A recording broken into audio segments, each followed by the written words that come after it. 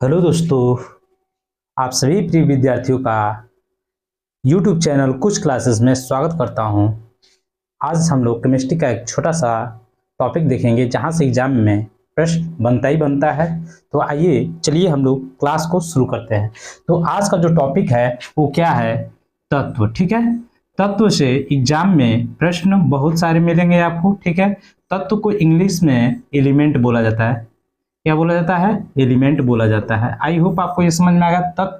तत्व को क्या बोला जाता है? एलिमेंट। ठीक है, एलिमेंट जो कि तत्व होता है। तत्व क्या होता है, थोड़ा सा इसको हम लोग समझ लेते हैं कि तत्व जो होता है एक ही प्रकार के परमाणु द्वारा निर्मित होता है। तत्व जो होता है एक ही प्रकार के परमाणु द्वारा निर्मित होता है। तो इसको लिखते भी चलते हैं। ठीक है, परमाणु जो होता है वो तत्व जो होता है ये क्या होता है?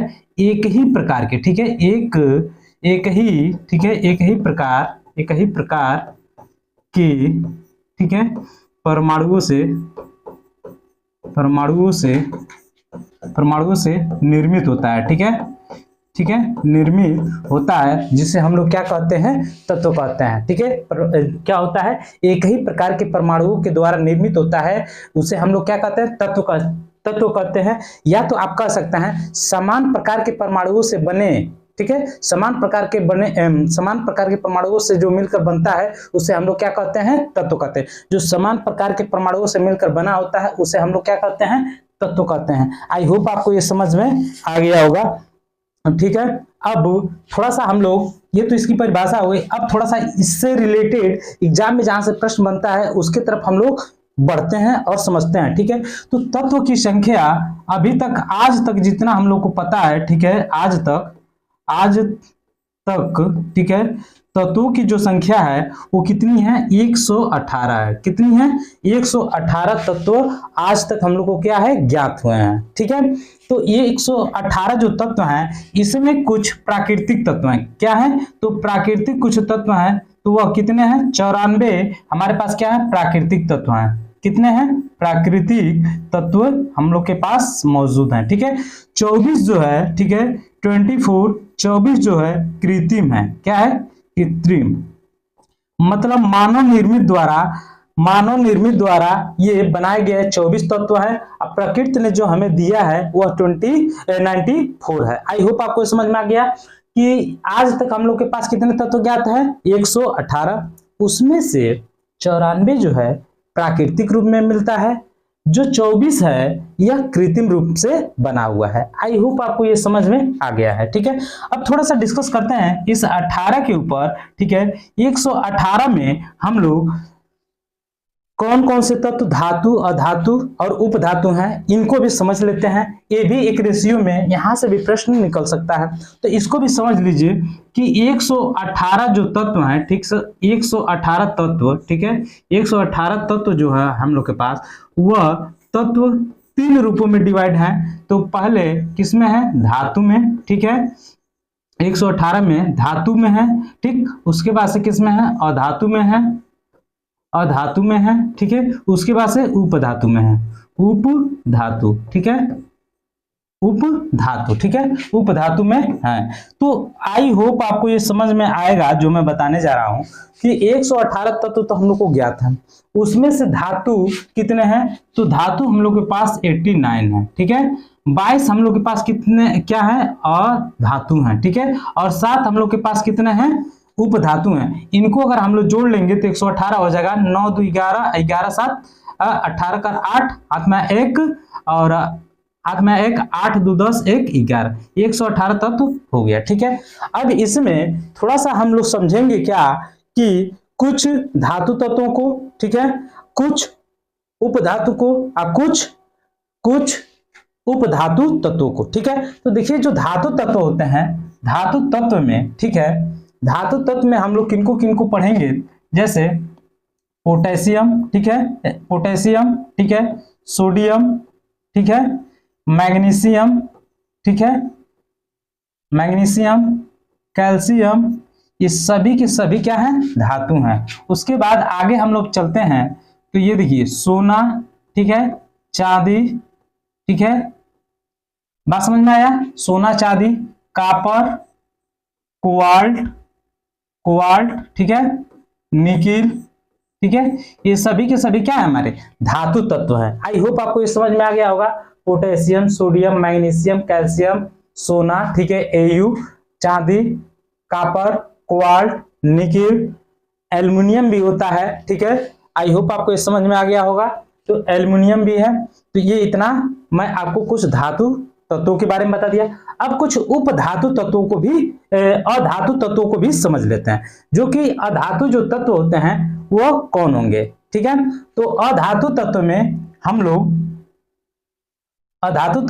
किसको जानेंगे, तो अधातु में कार्बन, ठीक है, उसके बाद से नाइट्रोजन, ठीक है, ऑक्सीजन, ठीक है, क्लोरीन, ठीक है, ब्रोमीन, आयोडीन, ये सभी के सभी हमारे पास क्या है, ये सभी के सभी हमारे पास क्या है, अधातु तत्व हैं। कौन धातु तत्व हैं, अधातु तत्व हैं, जो कि आप लोग के सामने दिया गया है, ठीक है। तो ये सभी के सभी अधातु तत्व हैं, carbon, nitrogen, oxygen, chlorine, bromine, iodine. I hope आपको ये समझ में आ गया है, ठीक है। अब हम लोग उपधातु को समझ लेते हैं, ठीक है। कुछ उपधातु जैसे बोरान, ठीक, सिलिकॉन, ठीक है, जर्मेनियम, ठीक है, आर्सेनिक, एंटीमनी, ठीक है, एंटीमनी, उसके बाद से टेलुरियम, उसके बाद से पोलोनियम। तो ये हमारे पास ये उपधातु हैं, जिनकी संख्या क्या है, 1 2 3 4 5 6 7। तो 7 ये हम लोग के पास क्या है, उपधातु हैं। आई होप आपको ये समझ में आ गया है, ठीक है। अब थोड़ा सा हम लोग आगे चलते हैं और ये समझते हैं जहां से एग्जाम में प्रश्न देखने को मिलेंगे, ठीक है। तो ये बहुत इंपॉर्टेंट पॉइंट है अधातु में, ठीक है। अधातु जैसे यहां से प्रश्न कैसे बनेगा कि आपसे पूछ लेगा कि पूरी आवर्त सारणी में, पीरियोडिक टेबल में, आवर्त सारणी में कौन ऐसा वर्ग है, ठीक है, कौन ऐसा ब्लॉक है जिसमें सभी के मतलब जिसमें धातु, अधातु, उपधातु, ये मतलब धातु मतलब कौन ऐसा मतलब कौन ऐसा है जिसमें ठोस, द्रव, गैस तीनों तत्व पाए जाते हैं। तो ठीक है, तो अधातु जो है इसमें तीनों प्रकार के तत्व पाए जाते हैं। तो इसको भी हम लोग समझ लेते हैं, अधातु, ठीक है, अधातु, ठीक है, अधातु, ठीक है, अधातु, ठीक है। अधातु में देखिए ठोस तत्व भी मिलेंगे आपको, ठीक है, उसके बाद से द्रव वाले भी तत्व मिलेंगे और उसके बाद से गैस वाले भी तत्व मिलेंगे। आई होप आपको ये समझ में आ जाएगा, यहां से एग्जाम में प्रश्न देखने को मिलता है, ठीक है। तो ये देखिए ठोस में कौन कौन से धातु, कौन कौन से तत्व हो जाएंगे, तो ठोस में हम लोग के पास क्या हो जाएंगे, कार्बन हो जाएगा, फास्फोरस हो जाएगा और सल्फर हो जाएगा, ठीक है। ये सभी के सभी अधातु होने के साथ साथ ठोस अवस्था में भी पाए जाते हैं, ठीक है। उसके बाद से सेलेनियम भी हो जाएगा, ठीक है, कार्बन हो गया, फास्फोरस हो गया और सल्फर हो गया, सेलेनियम हो गया। आई होप आपको ये समझ में आ गया होगा। और एक और आयोडीन भी हो गया। तो ये सभी के सभी ठोस अधातु हैं। इसको आप समझिएगा कि ठोस अधातु क्या होंगे, carbon, phosphorus, sulphur, selenium, iodine, ठीक है। अब बस एकमात्र अधातु द्रव मतलब द्रव अधातु तत्व है, तो वो कौन है, तो ब्रोमीन है। समझिएगा, ब्रोमीन है, ठीक है। ब्रोमीन एक द्रव अधातु है, ठीक है। द्रव अधातु कौन है, तो ब्रोमीन है। आई होप आपको ये समझ में आ गया होगा। अब देखिए कुछ मैं गैसों के नाम लिख रहा हूं जो कि क्या है, अधातु नॉन मेटल है, ठीक है। जैसे हाइड्रोजन, ठीक है, हाइड्रोजन, ठीक है, हाइड्रोजन, उसके बाद से कार्बन कर रहे हैं, ये क्या होगा, ऑक्सीजन, ठीक है, उसके बाद से क्लोरीन, ठीक है, ब्रोमीन, ठीक है। बात समझ में आ रहा है, हाइड्रोजन, ऑक्सीजन, क्लोरीन, ब्रोमीन, उसके बाद से हीलियम, ठीक है, नियोन, आर्गन, ठीक है, ये क्रिप्टॉन और ये जेनॉन और रेडॉन। ये सभी के सभी क्या हैं, अधातु गैस, मतलब ये सभी गैस अवस्था में पाए जाते हैं और ये क्या है, अधातु तत्व है। आई होप आपको ये समझ में आ गया होगा, ठीक है, समझ में आ गया।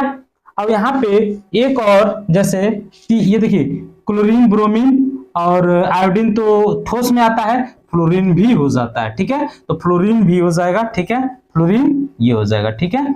तो आई होप आपको ये समझ में आ गया है, ठीक है। अब थोड़ा सा हम लोग इससे रिलेटेड एक और प्रश्न बनने की संभावना है कि जैसे आपसे पूछा जा सकता है कि तत्व के बारे में आप कितना जानते हैं। तो मान लीजिए एक परिभाषा जानते हैं कि एक ही प्रकार के, ठीक है, एक ही प्रकार के परमाणुओं के समूह को तत्व कहा जाता है, ये तो बात जानते ही हैं, लेकिन कुछ और तथ्यों को भी जानिए जिससे कि ऑब्जेक्टिव टाइप क्वेश्चन जब बनेगा तो उसमें 3 ऐसा दे दिया जाएगा कि जो सही होगा, एक गलत वाला आपको छांटना होगा, ठीक है। तो ये इस तरह से भी प्रश्न आजकल रेलवे में बहुत ज्यादा पूछा जा रहा है। तो आई होप आपको ये मैं जो बता रहा हूँ इंपॉर्टेंट प्रश्न ये आपको समझ में आ रहा होगा, ठीक है। तो थोड़ा सा आगे चलते हैं और देखते हैं कि इसकी परिभाषा तो आपको समझ में आ गया। तो तत्व जो होता है, एक और पॉइंट नोट कीजिएगा कि जो तत्व होते हैं, ठीक है, तत्वों को विभाजित कर कोई नया तत्व प्राप्त नहीं किया जा सकता। इस बात को नोट कीजिएगा कि तत्वों को विभाजित करके कोई नया तत्व प्राप्त नहीं किया जा सकता है, ठीक है। तो इसको लिख भी लीजिएगा, तत्वों को, ठीक है, तत्वों को विभाजित कर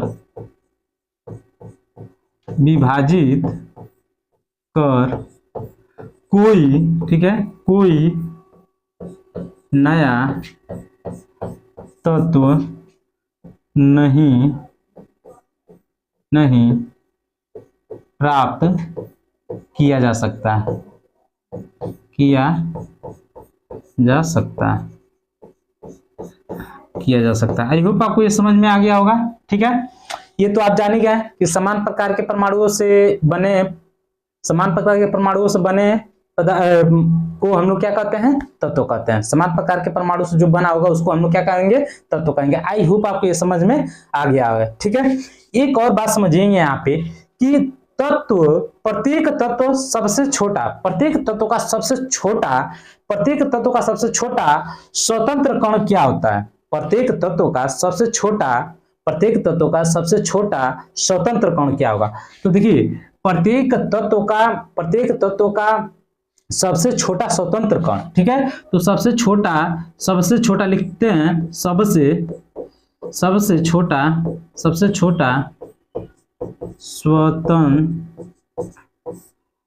छोटा स्वतंत्र कण होता है तो परमाणु होता है। लिख लीजिएगा, यहां से प्रश्न आया हुआ है एग्जाम में, ठीक है, कि प्रत्येक तत्व का सबसे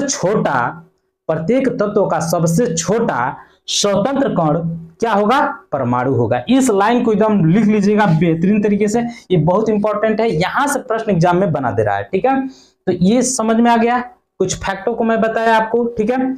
अब देखिए कि जो तत्व होते हैं ये सबसे सूक्ष्म कण इनका क्या होता है, परमाणु होता है। इनका सूक्ष्म कण क्या होता है, सूक्ष्मतम कण, ठीक है। तत्व का सबसे सूक्ष्म कण कौन सा होता है, तो परमाणु होता है, ठीक है, परमाणु। आई होप आपको ये समझ में आ गया होगा। तत्व का सबसे सूक्ष्म कण क्या होगा, परमाणु होगा। आई होप आपको ये समझ में आ गया, ठीक है। अब परमाणु तत्व जो होता है किनसे मिलकर बना होता है, ये भी बात लिख लीजिए। जो तत्व होता है किससे मिलकर बना होता है, तो मतलब तत्व किससे मिलकर बना होता है, ये प्रश्न लिख लीजिएगा। तत्व किससे मिलकर बना होता है, किससे मिलकर बना होता है। तत्व किससे मिलकर बना होता है तो देखिए वो किससे मिलकर बना होता है, तो परमाणु से, ठीक है, परमाणु से। आई होप आपको ये 2 से 3 4 फैक्ट मैं बताया, ये आपको समझ में आ गया होगा। अब थोड़ा सा आगे बढ़ते हैं और देखते हैं और महत्वपूर्ण प्रश्न जो तत्व से रिलेटेड हैं, ठीक है। तो आइए देखते हैं अगला जो एक और प्रश्न बता रहा हूं कि जीवित मानव शरीर में, ठीक है, जीवित मानव शरीर में सबसे कम मात्रा में पाए जाने वाला तत्व कौन है, ठीक है। जीवित मानव शरीर में सबसे कम मात्रा में, ठीक है, जीवित मानव शरीर में सबसे कम मात्रा में पाया जाने वाला तत्व। तो कौन सा है? मैग्नीज। क्या है? मैग्नीज। इसका प्रतीक Mn है। ठीक है। अगला जो प्रश्न है इसी से रिलेटेड है। मानव शरीर में मतलब जीवित मानव शरीर में सबसे अधिक मात्रा में पाए जाने वाला तत्व कौन सा है? तो सबसे तत्व कौन सा है? कैल्शियम है। तो ये सब मतलब अधिक मात्रा में, ठीक है, जीवित मानव शरीर में सबसे अधिक, ठीक है, सबसे अधिक मात्रा में पाया जाने वाला तत्व तो कौन सा है? कैल्शियम है। आई होप आपको ये समझ में आ गया होगा। ठीक है, कि जो अधिक मात्रा में पाए जाने वाला जो तत्व है वो कौन सा है? कैल्शियम है। ठीक है, आई होप आपको ये समझ में आ गया होगा। इसी से रिलेटेड थोड़ा सा हम लोग आगे चलते हैं और अगले प्रश्न को देखते हैं। पृथ्वी की भूप्रपटी में सबसे अधिक मात्रा में पाए जाने वाला, पृथ्वी की भूप्रपटी में सबसे अधिक मात्रा में पाए जाने वाला तत्व कौन सा है? ठीक है, पृथ्वी के